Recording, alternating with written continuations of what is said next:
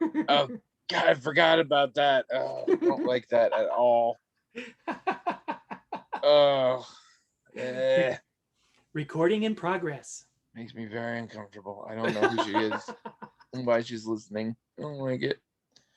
Um, so I have discovered. I mean, I always kind of knew, but I've got like deep confirmation now that I have the best marriage in the world.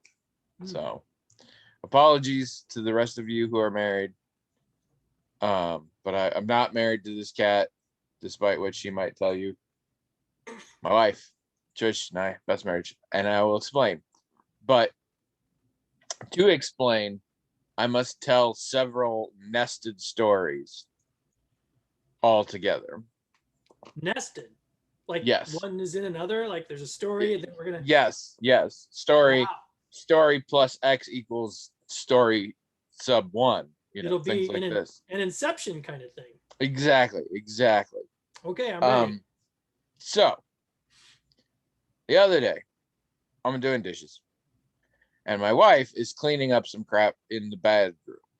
By her side of the bed, she had things because she works in there, so the habit of just setting stuff down is big. So she brought some recyclables up, specifically pop cans, which in this state, there's a 5 cent deposit that you can then get back. But since COVID, it was locked down for a long time and nobody was allowed to take any cans. They still charged you the 5 cents when you bought them, but you weren't allowed to return them. And now some places have gotten them back, but like the place we went is just permanently decided not to do that anymore. So we're throwing them in our general recycling. We miss out on the money, but they still, in theory, get recycled. So to do that, we got to rinse them out good and everything. So she brings me a bunch, and I'm rinsing them out in the sink as I'm finishing up with the dishes. And she goes to sit down because dinner is going to be soon, I believe.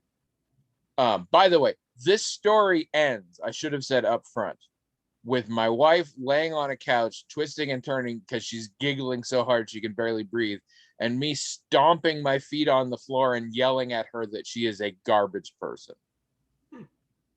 That's, I feel like it's good leading up to know that's where we're going to end this story. Okay. So my wife gave me some cans. I'm rinsing them out, and one of them, a can of bubbly, the unsweetened seltzer drink, green apple specifically, is heavy, like is still like half full, Hmm. which I'm like, oh. Weirder, the top of the can that is open has cobwebs around. So this can has been around long enough to develop cobwebs. Not great. Also, this is the point at which I should say no spiders enter into this story, so people who worry about that can relax. It's not better necessarily than a spider, but it's nothing alive. So I put it under the water and I go and rinse it, pour it out, and it's orange, like dark orange. And bubbly, famously, no color. It's Hmm. just soda water. Hmm. So I'm trying to figure out what might have happened internally that created this sort of thing. When I realized that it's not just dark orange, it has chunks in it. Hmm. And so I put more water in, I'm rinsing again. And that is when the first cherry pit came out. And I was like, ah! And Trisha's like, what? But I can't talk because I'm still fascinated because I can still hear things in there. So I rinse it again. Another cherry pit, a bunch of pieces of cherry come out. So these aren't even ones that like she cleaned well. She threw in here. And then a lump of plastic. And at this point, I'm like, ah! And she's like, what? I'm like, just a sec. And I sort of separated it out, rinse it off, and it is two lancets for glucosameters. The little thing we prick ourselves with so that we can check our blood sugar. Hmm. Two from my wife's machine. We have slightly different ones. Hmm. And so this is the point at which I went in and talked to my wife and said, your bubbly was orange and chunky. I found out you put cherries in there. And she's like, oh yeah, I did that for a while. I'm like, yes, you did. I'm like, and then I found lancets. She's like, what? I said, lancets, plural, which means there was a time in your life, like, that's not just something you did offhand. There was a period of time in your life where the thing that you did after checking your blood sugar was to put the damn lancet in half a cup of bubbly. And this is the point at which I said, you are a garbage person. You are disgusting. And she's dying. And I'm stomping on the floor. Upside to being on a concrete slab, I can stomp on the floor and never worry that like I'm gonna break something or fall through or whatever. It's just concrete. It's great. So we call this, and then little epilogue to that story. 2 almonds came out afterwards. Whole almonds, seemingly untainted in any fashion, just living in there. And the funny thing is, I say that, I go back, I'm like, there's almonds. And she's like, what? No. She's like, are you sure it's not a plum pit or something? Like, no, it's an almond. And she was so shocked that she would have left almonds in there. Lancets didn't phase her that much, but like uneaten almonds, that was a bridge too far. So I've been telling this story a lot with her and on my own. And then we went to the in-laws for the weekend. And I told this story, among others. And Trish told some stories too that we had. And we just killed. Like, everybody's just cracking up. And so later that night, we're going to bed. And I'm like, we really crushed it tonight with our stories. And she said, yeah, we've been practicing them for a year. She's like, these are all our good stories. And I realized she was right. And that when I was telling the can story that time, I was not remembering what happened with the can. I was going through the memorized 3-minute sketch story I had that I had built over time. And here's where you say this line, and then you're going to pause here because they're going to laugh a whole bunch. And then you say, I realized later, I'm like, no, I just have a bit. I have a tight 2 minutes about a bubbly can. And that's what I was telling.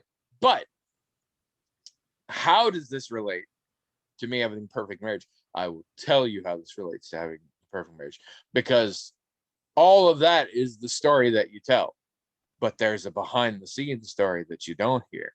And that is, after I stomped my feet and called her garbage person, she's dying laughing, I also said to her, I think it proves my worth as a husband that I have not thrown this away. I am still rinsing it out to recycle because I know that's important to you. And she said, oh. And then I go back over there and I look again, and it wasn't 2 lancets. It was only 1 lancet. And so I went back over to the family room and I was like, in the interest of full disclosure, I have discovered it is not 2 lancets, it's only 1. She said, that's fine, babe. You're going to tell it like there's 2 anyway. And I said, what? She said, because it's a better story. She's like, so when you tell it to your friends, and when you tell it this weekend to my family, as I know you will, just tell it. And I was like, you're right. I mean, because she was right. It's a better bit with the 2 lancets. And the fact that immediately occurred to her is why I am desperately in love with that woman. And all your marriages are secondary to that. You don't have that. It's a beautiful thing. You don't have that. You aren't married to my garbage person.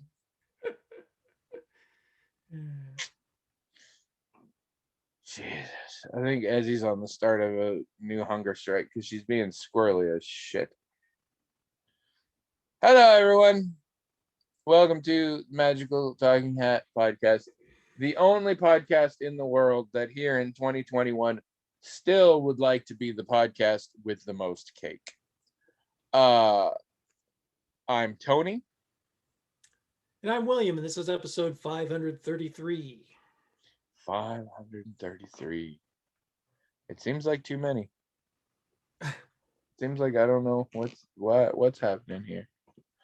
For those of you just joining us, we have a cat. We also have a hat. It's magical. Say something. Something? Somehow I got the weird background thing, like your sound had cut out. So, Oh, but it's fine. We have a hat. It's magical in that it has its own email address, themagicaltalkinghat@gmail.com. People, humans, not cats, write into that email address, themagicaltalkinghat@gmail.com, with little notes, comments, topics, questions, things like that. I am cat now. The hat, all on its own, transmogrifies those emails into little note cards with the information written on them that manifest physically with the hat itself. We, its human and apparently one kitty servants, draw the note cards out of the hat at random, read them on the air, talk about them till we're bored. Do that for about an hour. That's the whole show, except the parts that aren't, which is most of it. And one of the hosts is so bored he's reading his own bookshelf, so this ain't good. well, I just realized that, I took that counseling psychology class 25 years ago, and I just realized I still have the books from it, and they're right here. I can't believe there's only two, though. I thought maybe there were more. 25 years ago, so that has chapters on how to deal with the vapors and things like that. Well, they might be useful. I don't know why it didn't occur to me as soon as I started taking classes again in counseling that I would actually have books. I didn't even think about it. I can't believe there's just two, though. I mean, I could believe if there was one because it's theories of psychotherapy, and that's really what both classes were. This other one is object relations and self psychology, which, I mean, that's a very specific thing. I don't know why I would have a book on a specific perspective rather than one or two books on general, whatever. Dig into this. I'll have to look. Dig into this. I think there's no telling how high this conspiracy goes. Let's get to the bottom of these 25-year-old psychology books. Your very grade might have depended on it. Yeah. 25 years ago. 25 years. I mean, here's a selected writings of Carl Gustav Jung that I bought myself and read myself just on my own time, which probably says something about me. But it's something we all already knew. I mean, we have an episode called Only the Good Die Young. Right. Yeah. Anyway. I definitely have learned more about Jung from this podcast than I knew ever before. He's an interesting person. I call him Carl now. I feel closer to him. Yeah, Carl. Yeah. I say it like Andrew Lincoln says it on Walking Dead, though. Carl. His middle name's Gustav, so you could call him Gus, like your cat, but I don't call my cat Gus, so that's fine. No, you don't. I do. But... Yes. Because for some reason you think my cat is Greek. Just think it's funny because I have a dumb sense of humor. All right. Before we go into the more general topic of how your week was, I think it's time for a little episode of podcast within a podcast that I've learned from the McElroy brothers. This one called Stories from the IHOP.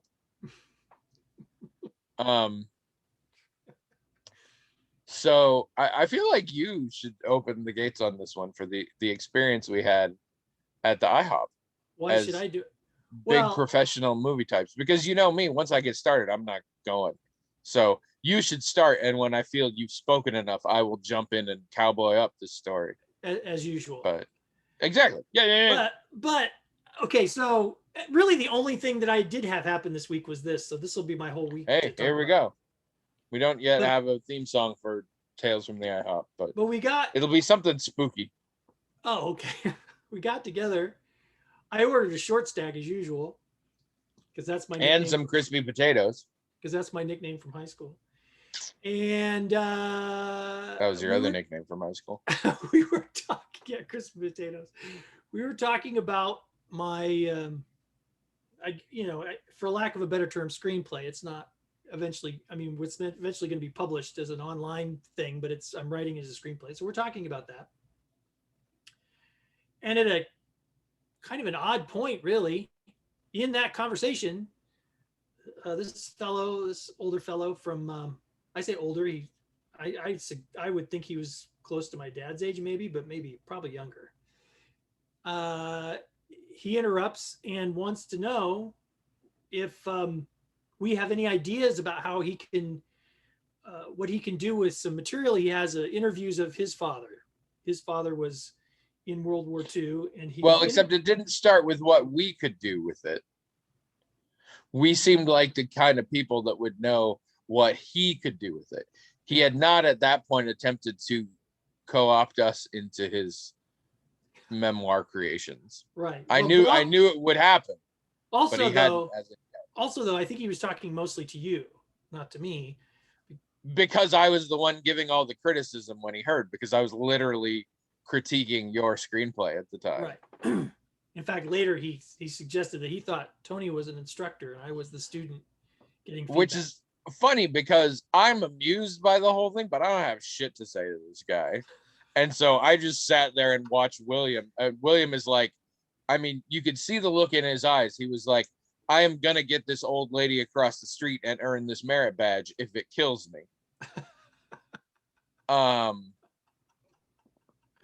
So he had these interviews with his father, and he thought they were very interesting and thought other people would find it interesting. So what he wanted to know was, if we had any ideas about, what resources were out there for him to figure out what to do with it. Tony suggested a podcast right away, and I rudely interrupted and suggested something on YouTube instead, because he also had photos, and I thought the photos would go well with recordings. And he wasn't impressed with that idea. He liked your podcast idea, like right out of the gate. Well, because I was the professional. That's right. Good one. That's a good one. I don't know who he thought we were exactly, but he thought we were people who knew our shit. Oh yeah. I mean, he thought we were serious professional somethings. I'm not even sure he knew what, but he really. I don't know what he was picking up on. Do you? I mean, do you have any clue or notion? I mean, when I critique a piece of work, I assume to untrained ears, it sounds like the critical theory version of like hacking on a basic cable action show. Like, I think listening to me critique a piece of work sounds really impressive if you have no idea how to critique a piece of work. I think I sound like the flashy, dumbed down version that you would put on the episode of NCIS or whatever. Okay, but here's the thing. Probably the most, if he would have heard your first critique of this, it was so much more impressive because there was so much. Yeah, but he would have been mad at me then because I shit all over you. No. It was very good. It was very helpful. In fact, I think that you gave such good feedback. I think it really helped me do good things with it. Most of your critique this time was also good, but it wasn't as involved, it didn't really reveal how actually good you are at this kind of thing. Because you cleaned it up so much that this critique was entirely, here's a thing I noticed. It may or may not be a thing you care about or is real. The first time I had shit that I was pretty straightforward in saying, this really is good. Messed up. Not that this doesn't work for me, but this is, you had actual broken bits in your first one. And that's what I'm saying. If he had heard that, if he was impressed by what he heard this at IHOP recently, he would have thought you were a freaking genius if you heard the other one. He apparently already did. Of course you are, but. Which is bad luck for him because I love saying shit. And then he asked for our card. Yeah, after we pretty much already, I think, indicated, well, we're not that kind of outfit. We were You like, know, we we just, not, no. Um, but you yeah, thought we might have them. we impressed the shit out of them, and I don't fully understand why, but it was fun. Well, like you said, I think he eventually wanted us to. Yeah, so he had these interviews with his dad, and he wanted to know what to do with them. And Tony suggested podcasts. I suggested, because he had photos too, that maybe YouTube. But he went back to the podcast idea, and we talked about how he could maybe with a partner could give context to the recordings and whatever and things like that. We talked about a few other things he could do with the material, museums or whatever. So we had a substantial conversation with him. He's from Burlington, but but I don't want to lose the context here. The context was you and I are just sitting there, sort of minding our own business, talking about this screenplay, and he's just sitting. I mean, 3 He or was 4 feet sitting by away. himself eating breakfast. Yeah, Yeah. and he just sort of interrupted in a weird place because obviously he was going to leave or wanted to leave, and talked to you mostly because he thought you were the authority there, and just asked, "Hey, I've got this stuff. Do you guys have any idea?" And you're right. After a while, it was pretty clear he wanted to see if we would do something with it, I think. Yeah, because it did get quickly to a point where I'm just like, I mean, Google's a thing. And I even said at one point, because I was like, start a podcast, and he's like, I don't know how to do that. And I'm like, yeah, and I don't know how to tell you. Just Google how to start a podcast, and the internet knows. I have read many an article on it. Yeah, you're right. He probably wanted us to go, "Hey, we'll Well, listen to it," or whatever. and there's this vibe. I mean, he says he just wants a record from his dad, and he thinks other people might be interested in hearing it. And I truly believe he believes that.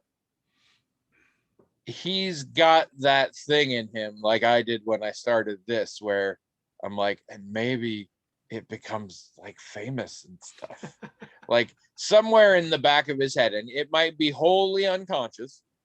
Over the various years, it mutated into various forms in me, many of which were wholly unconscious. But there's that, I want it, and I was just like, I don't, dude, your dad's stuff might suck. I don't know, and I don't care enough to get in on this, because that's the thing. He has hours and hours of, and at a certain point, he starts taking down his dad harder than I think he was aware.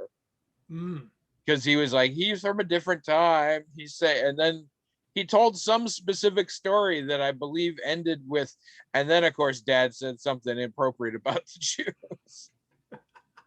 Right. And I'm just like, no, I mean, Well, I mean, I don't even know why he even brought that up. I mean, part of that well, is you could almost assume already without him having to say, but and that's the fact that you have preemptively thought your apologism through this far already means there's some shit in there. Yeah, I didn't really think about that. You're right about that. I'm like, he wanted us to know up front, dad was kind of racist, and if you're pushing that to the front of the line, that means it is a much bigger deal than you might expect it to be. Well, also that probably is another indicator that he wanted us to say, "Oh yeah, we'll look at this for you. Let's help you out." But not probably not us. He was probably mostly talking to you. I don't think he really cared about what I had to say. Bad, because yeah, you were the one who was showing any enthusiasm. But I suppose that made me look more aloof and cool and professional. Mm-hmm. He used that word. He said we sounded professional. It's like, no, I'm super good at sounding professional when I choose to. I mean, I think we sounded serious, like, well, and like, you and I have the artistic shorthand at this point, so we will talk about narratives like they were freaking Lego, and we can understand each other because we've done it so long. Yeah. That if I'm like, you have to drop something in part 2 here that does da da da da da, I have no idea if any other writer would have any clue what the hell we're talking about, because we just kind of made it up. But from the outside, it probably sounds really impressive. That's true. It probably does. Yeah, I don't know. It was an unusual thing. And we I both mean, get very geeky in that thing. And as Trish has always said, it is really fun to watch somebody geek out about something. And you and mm, I geek pretty hard when we're discussing narratives. yes, we do, because it's that's one of the biggest things we probably have in common is that interest in that, liking to talk about it and figure it out. That's the only thing we have in common No, we got a lot of things in common. in the world. No, come on. It's the big thing that Jazz and I have in common too, but we've got a lot of other things in common. You do the drumming. Wow, she's really been impressing you with her crazy stories of Or once again, outtakes from fucking Little Orphan Annie. I have told her. Separate comic strip called Jasmine the Wiliest Orphan, which is weird because her stories all involve her never being an orphan and being surrounded by family. They're just freaking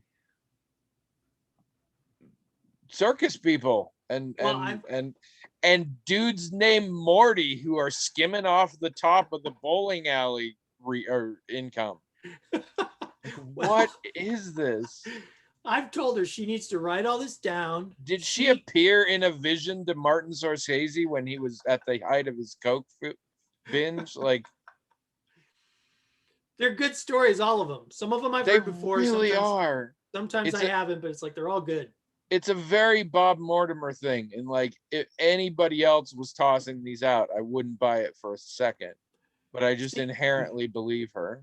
She could, I think, she could write all of this down in kind of like a memoir style, release it, not say it's a memoir, and someone would think it was a brilliant piece of fiction. They would. They think, wow, this is very interesting and creative. And they'd option it for a movie. Yeah. And recast Jazz as White.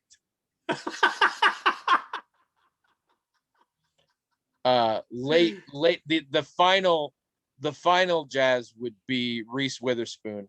Depending on how late the memoir goes, she might need to have some aging makeup done if she doesn't release this until years later or whatever. Reese but Witherspoon. who whatever age it stops at, Reese Witherspoon plays that version. I think it could go, anywhere from 40 to 90. So as long as the memoir ends somewhere in that range, and that gives Jazz some time to work on it. I don't know how old Jazz is, but Jazz ain't anywhere near 90. I don't think Jazz Jazz isn't 60 yet, right? Jazz is like your age. Jazz is older than I am. Okay. Yeah. But not 90. No. All right. So somewhere between 50 and 90. So yeah, that's prime Reese Witherspoon territory.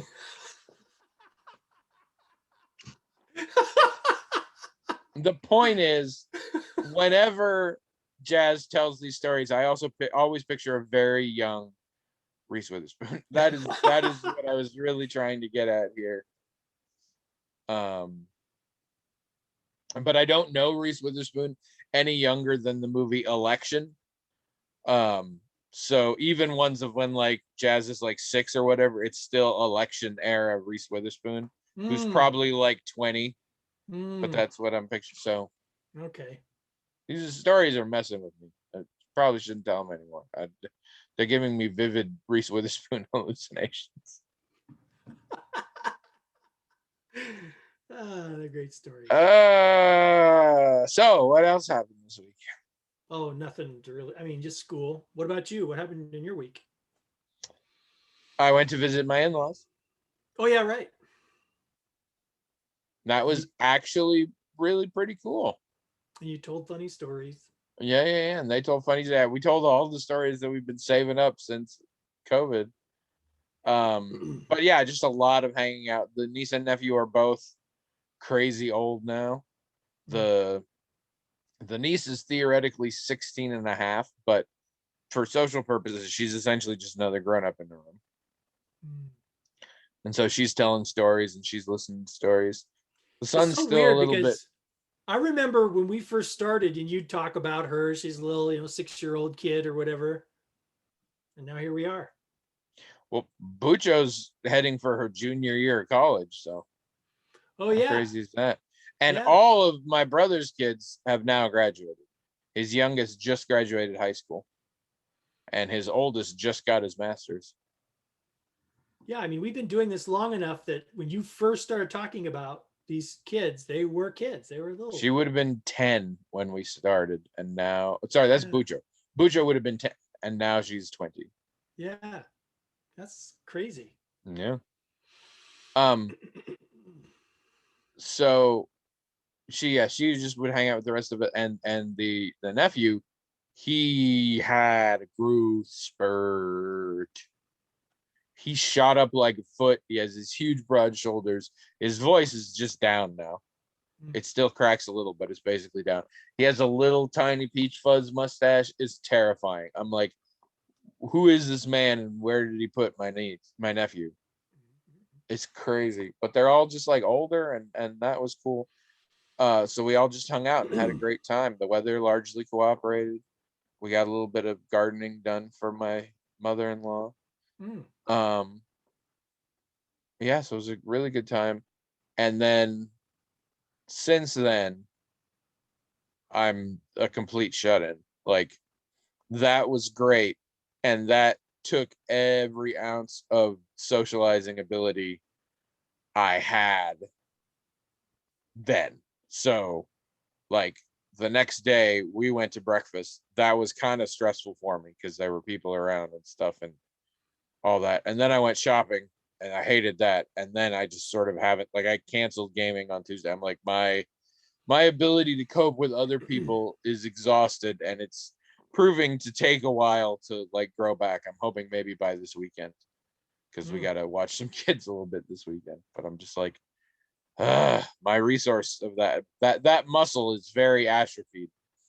The muscle by which I hang around with other people. Mm. I still love it. I still need to, but it takes a lot to replenish it. It's exhausting.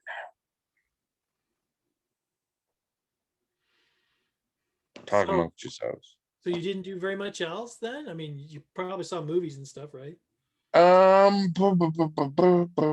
We're still watching Shadow and Bone. I really don't like it. Mm. We're almost done with the season. I'm confident I won't come back. I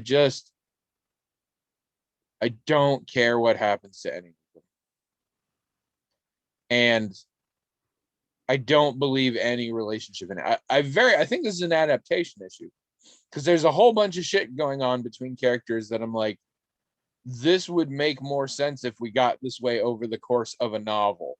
Mm. It makes less sense getting there over the course of 2 hour long episodes, which break down into like 4 different plot arcs. Yeah. There's a lot of people caring for each other and feeling about each other in various ways that I'm like, you haven't earned that. I'll bet you do in a book, but not here.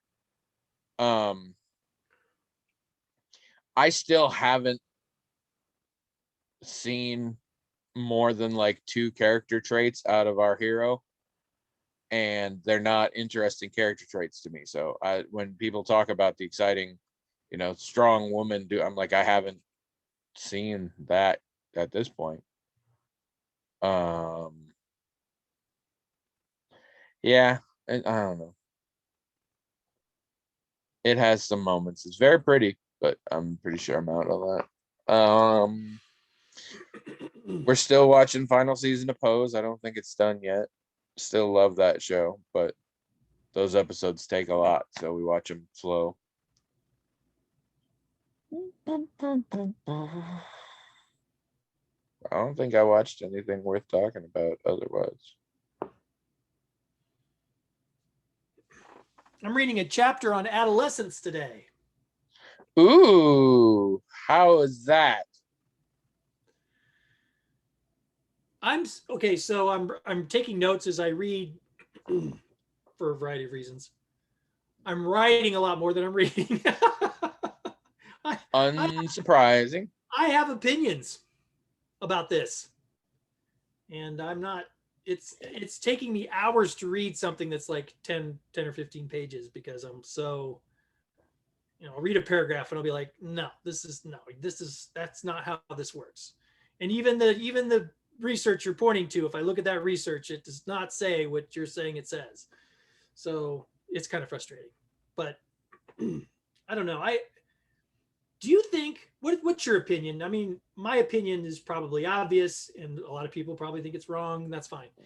Do you think that our culture has even the academics of our culture, mind you, which I mean, I realize maybe you don't have an opinion about that because you don't read what academics say about these things. But what's your feel? Do you think we as a culture have a good handle on what adolescence even is? And keep in mind that this text I'm reading about early adolescence, which is considered to be 13 to 18. There's a whole other adolescent chapter that's supposed to be from 18 to 25. They're calling this part of adolescence. So just keep that in mind. What is your thoughts? I mean, do you think we have a good handle on what adolescence, is, or do we just have a handle on what it is in our culture and we think it generalizes to everybody else's? Yeah, I don't know where the data comes from. In most social sciences, we have a good sense of how it is in our culture, and then we just guess for everybody else. Mostly because often we only have data from our culture. That's right. That's true. You're right about that. And a lot of social science is trying to interpret from data, but of course, social science is the most difficult to nail down of the disciplines, because we're trying to approach it from a data perspective, but we're dealing with things that have an inherently subjective nature attached to them. And also, there are more ethical concerns with that kind of research than, Oh, of course. You don't have to worry about ethics. You don't have to worry about disturbing the atoms when you're doing physics research. But, when you're doing research on human behavioral and social sciences, you got to take into account, you can't just do anything to subjects. And in some cases, before we established those rules, one or two people did some very ethically dubious studies. That's right. And since we won't let ourselves do that anymore, we rely on those studies, even if we have since discovered there's a lot wrong with those studies. Right. So yeah, it's like, it is hard. Well, also though, another problem there's the subjectivity aspect, which you're correct about, but there's also the problem that unlike a lot of other types of research, when it comes to human behavioral research of any kind, there's almost always a result that the people want to find, right? Yeah. Like there's not really an agenda about whether or not, we're going to find this particular particle. But when it comes to researching things, especially if it involves political things like gender issues or race issues or socioeconomic issues, people have a thing they want it to say. And sometimes when you read the research, it looks like they're just finding what they want to find. And although I think you're selling too short the physical sciences. I think they frequently have an outcome because you want to find the particle. Otherwise, you did a whole bunch of shit for no reason. Well, yes, but nobody ever has a giant breakthrough that this theoretical thing has been proven not to exist. No, I know, but that it's a lot easier to get caught fudging and cheating in a physics experiment than it is in a social. That is true. There's a lot less.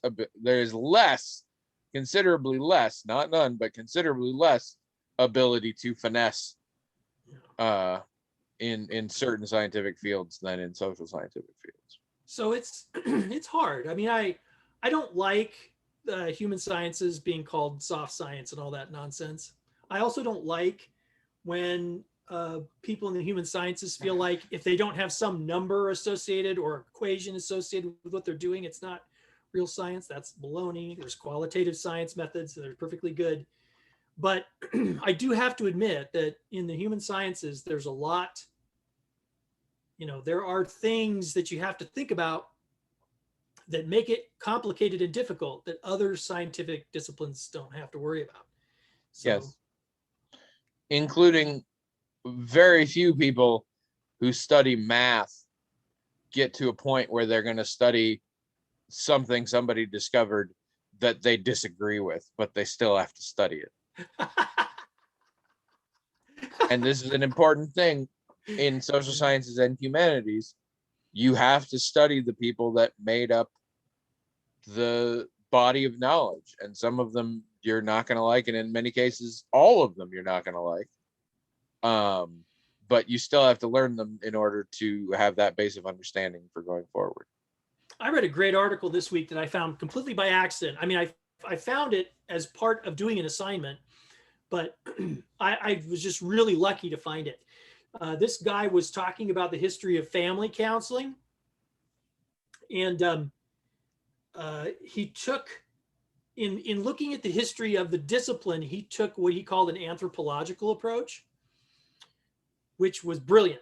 I mean, I don't know why everybody doesn't do that, because it was a really insightful examination of the history, and it was bringing in, it was really examining the evolution from a cultural anthropology standpoint, like a cultural anthropologist would see it, and sort of treating certain, for example, let me give you an example of what I'm talking about if it's not clear. So he would treat, like, in family counseling, there's a lot of talk of its history being deep in something called systems theory. And so he talked about that as part of the lore, right? As part of the folklore of the discipline, which was brilliant, because it was part of the folklore of the discipline. And when he examined everything from that kind of anthropological perspective, it was so much more insightful, right, than what you usually get in someone talking about history. Because here's the thing, in this course, I've read the history of the discipline articles several times. And what this guy said about them was right. They are not just some objective person looking at the history of this discipline. It's myth building, right? It's the people who write these history of the discipline things they're not just being objective historians. They're building a myth. They're building some lore that the people who are part of this discipline can share with one another and use like any other cultural group.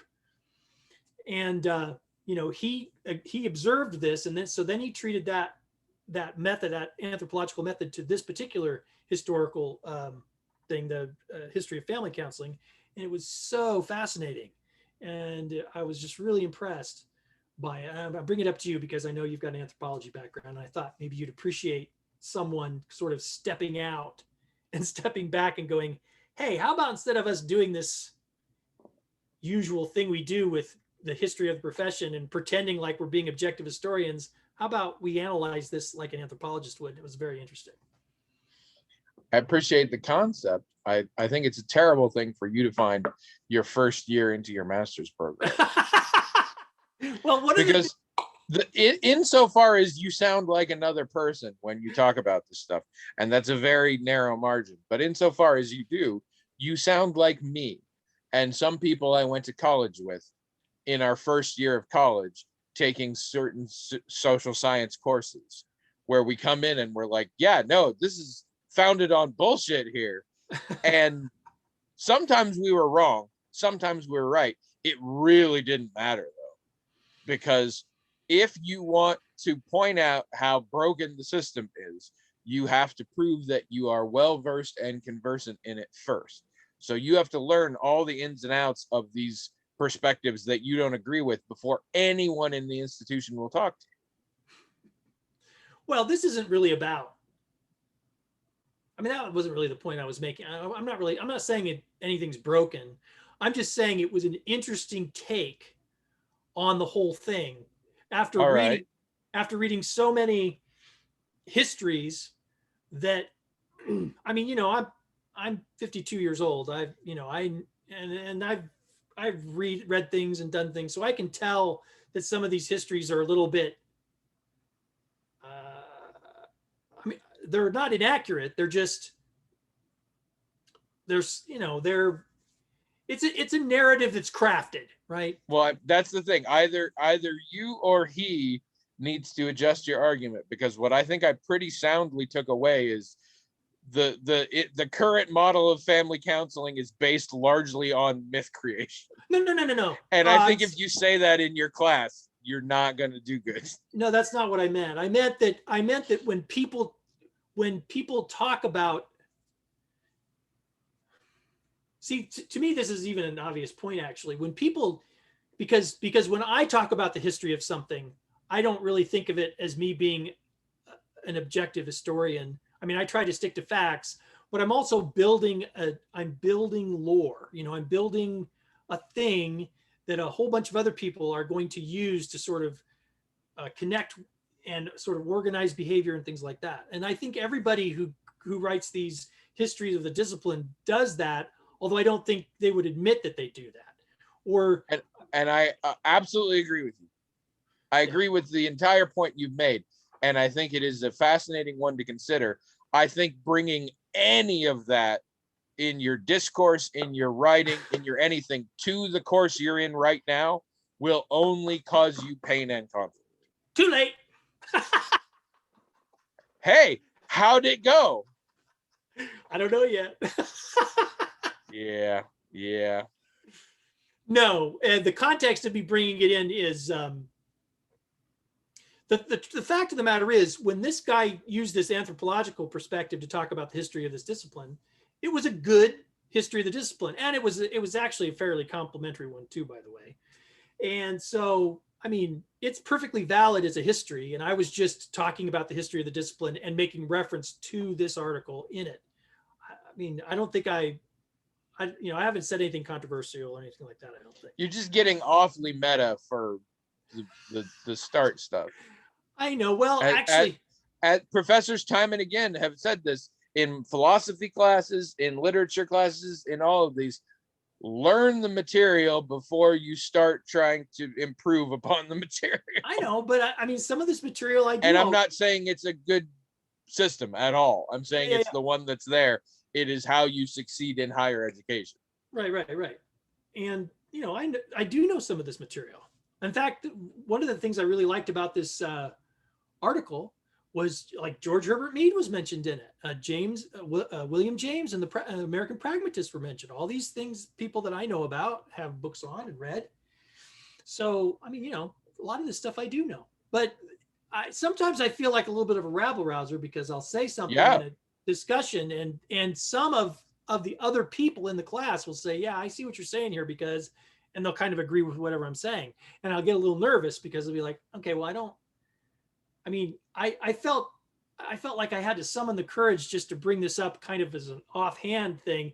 And now someone's putting a magnifying glass on it by responding to just that little piece. It's like, oh no, don't do that. I don't want to stand out. I just 100% of the stories you've told me on and off the air related to this class have boiled down to, so I got a little confused / frustrated because the things they talk about aren't accurate and don't even match with the stuff they were talking about earlier. And when I bring this up, it makes things awkward in my class and with my professor. That's end of anecdote. And right, but I've heard like 8 of those. I know, but those are the only interesting things to talk about. Those are the only interesting things to talk about. How would it be interesting for me to say, oh, I read something and wrote a paper that just accorded exactly with what I read? That's boring. I wouldn't tell a story about that. I did not say, tell me an interesting story about your classes. I said, how is classes going? And so I immediately think, well, I'll tell an interesting story. And that leads me to believe that is pretty much what your experience has been so far, is those instances, because those are literally the only ones I have heard about. I know. Well, and yeah, actually, that is kind of mostly what my experience is. And I'm telling you, it's not going to serve you well. Hey, I'm getting A's so far, 100% on some of these things, 100%. I can only assume there is some sort of illicit exchange of goods and or services behind that. Well, okay, we'll see what happens. But I assume. So far, I haven't paid for it. Something. Maybe I will down the road. But anyway, I don't know. Oh, you'll pay for it. I'll make sure. If your professors won't do it, I'll make sure. Maybe they're being nice to me because I'm old. Let's not bother the old man. He might have a heart attack. It could be. I They all meet for coffee afterwards to talk about, oh my God, did you see William today? Maybe that's going on because I'm an old man. From now on, start everything you say in class with, Now, I'm just a small time country lawyer, but it seems to me, Well, I was born and raised on the farm, so I don't know much, but yeah, all right, I'm gonna draw something out of the hat. okay. Uh, I did it all quick like. that's good. This is from Beth. It's about naming Johnson County. It's not. It is not about that. Hojo County. Hojo County. God's own Hojo County.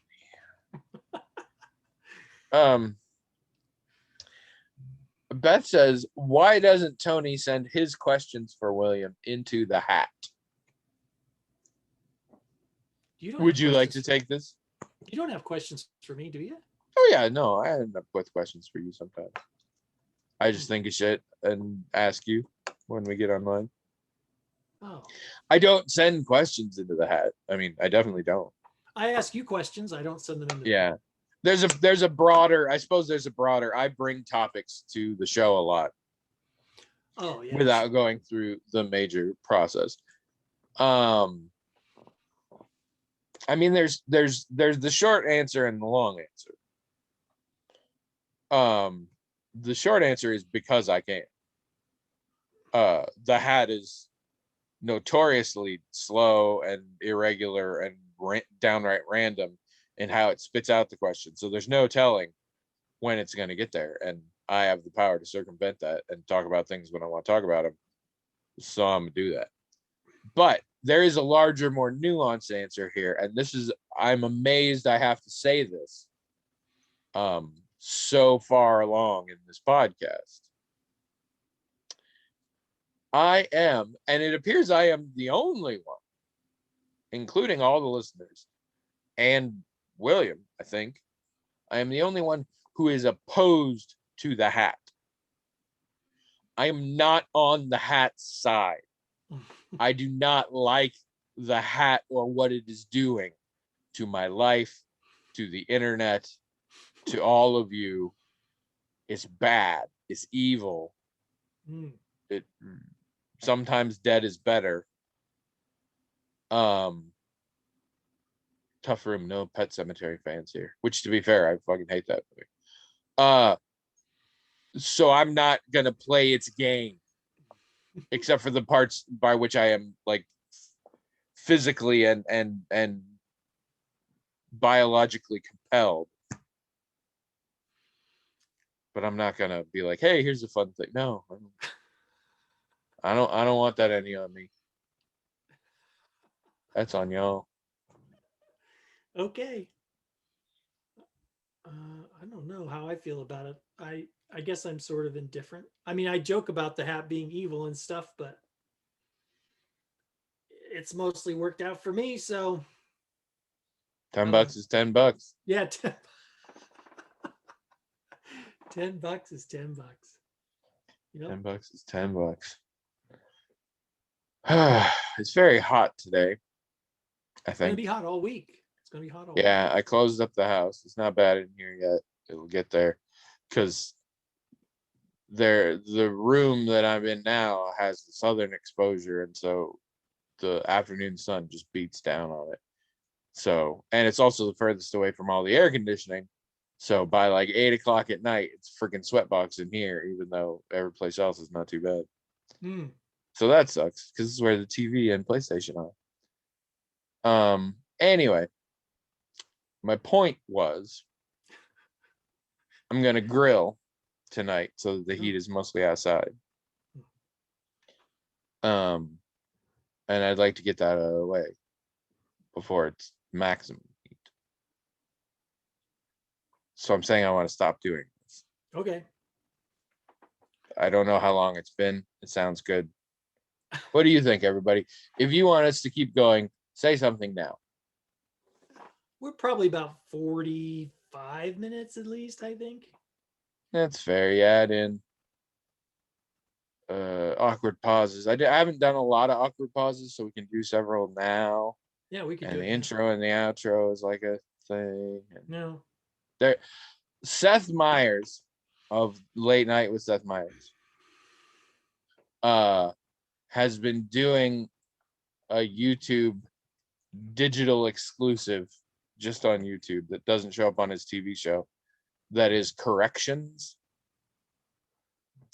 And it's really, it's funny because the people actually write in corrections and they're really pedantic, and sometimes he'll say something wrong in his correction, and so then next week he has to do correction work. But what's really fun is how there's sort of an arc to it where like Seth makes it this big thing that like he is doing this on purpose because he wants things to get better, but it's clearly some sort of obsession for him because he gets really mad about the corrections, but then he insists on doing it.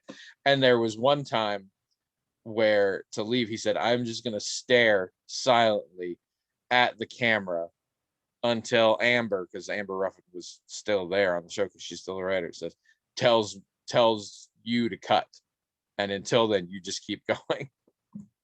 And he just stared at the camera, and it was like a minute and a half of solid just silence and doing that. And then Amber finally cut it. So I think about that sometimes. For us to just look into our cameras and wait. Yeah, I'd have to. So you wouldn't know. I'd have my hand ready, like right on the thing, so that at any time, like you don't know, because I'm not moving again. So it could, like you, if you check my eyes, maybe. But then I'll just stare at the stop button, and then you'll never know. So we'll do this for like.